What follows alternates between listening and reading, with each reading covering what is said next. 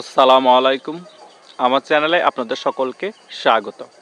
বাংলাদেশ আওয়ামী লীগের সাধারণ তৃণমূলের কর্মীরা অনেকেই প্রশ্ন করে, বাংলাদেশ আওয়ামী লীগের সভানেত্রী সকল কাজে সব জায়গায় উনি কথা বলে এবং দিক নির্দেশনা দেয়। বাংলাদেশ আওয়ামী লীগের কেন্দ্রীয় নেতাদের মধ্যে গুটি কয়েক 4-5 জন নেতা ছাড়া কেউ কোনো কথা বলছে না। এর কারণ কি? তারা বিদেশে বসে আছে, তাদের কিসের রিস্ক? তারা কেন সাধারণ তৃণমূল নেতাকর্মীদের উদ্দেশ্যে কথা বলতেছে না? তাদের উদ্দেশ্যে আজকে একটি কথা বলি। এখানে অনেক কিছু ব্যাপার আছে। এখন আওয়ামী লীগের খুবই দুঃসময় চলতেছে। এখন যাদের ইমেজ সংকটে আছে তারা যদি এখন পাবলিকলি এসে কথা বলে, তখন জনগণ আরও খেপে যাবে এবং যতই ভালো কথা বলুক জনগণ ওদেরকে অ্যাকসেপ্ট করবে না। যেসব কেন্দ্রীয় নেতারা এখন বিভিন্ন বিবৃতি দিচ্ছে, কথা বলতেছে, তাদেরকে জনগণ এখনও ওই লেভেলের খারাপ জানে না, এখনও তাদেরকে অ্যাকসেপ্ট করার মতো ক্যাপাবল সেই সব নেতাগুলো দুর্নীতিগ্রস্ত ওই লেভেলের পৌঁছায় নেই তাদের। আর শেখ হাসিনারটা ভিন্ন কথা, কারণ তিনি দলের সভানেত্রী। তিনি দুর্নীতি না করলেও তার ঘাড়ে বাংলাদেশের যত এমপি মন্ত্রী দুর্নীতি করেছে সকল কিছুর দায়ভার তার গায়ের উপর আসবে, কারণ তিনি বাংলাদেশের প্রধানমন্ত্রী ছিলেন এবং একটা দলের সভানেত্রী ছিলেন।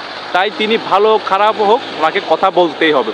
আর উনি যে দুর্নীতি পরায়ণ না, বাংলাদেশের অধিকাংশ মানুষই জানে। ওনার নাম বিক্রি করে সকলের টাকা কামিয়েছে। ওনার শেখ পরিবারের অনেক লোক ওনার নাম বিক্রি করে টাকা পয়সা কামিয়ে ফেঁপে ফুসে অনেক বড় হয়ে গিয়েছে। এটাই হচ্ছে বাস্তব প্রেক্ষাপট। উনি ওনার শেখ ফ্যামিলির লোকদেরকে পর্যন্ত নির্দেশ দিয়েছে কোনো কথা বলতে না, কারণ তাদেরও অনেক বেশি ইমেজ সংকট।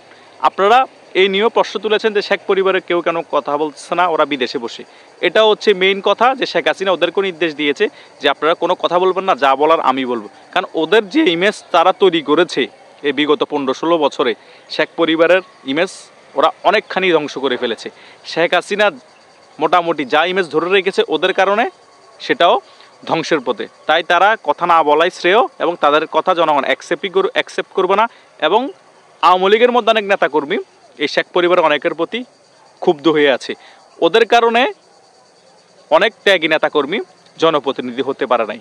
ঢাকা সিটি কর্পোরেশনের মধ্যে ইলেকশন হওয়ার কথা মেয়রের, সেখানে তাপস সম্রাটকে মাইনাস করার জন্য সিস্টেমেটিকভাবে সম্রাটের রাজনৈতিক কেরিয়ার পর্যন্ত ধ্বংস করে দেওয়ার অবস্থা হয়ে গিয়েছে এই শেখ পরিবারের তাপসের কারণে। পরে তাপস মেয়র হয়, মেয়র হওয়ার পরে কী অবস্থা করেছে সেটা তো দেখেছেন। তো এইসব অনেক রাজনৈতিক কোন্দলের কারণে তাদেরকে চুপ থাকতে বলা হয়েছে। তারা এখনও চুপ আছে এবং বাংলাদেশ আওয়ামী লীগের অনেক কেন্দ্রীয় নেতা এই কারণেই চুপ আছে।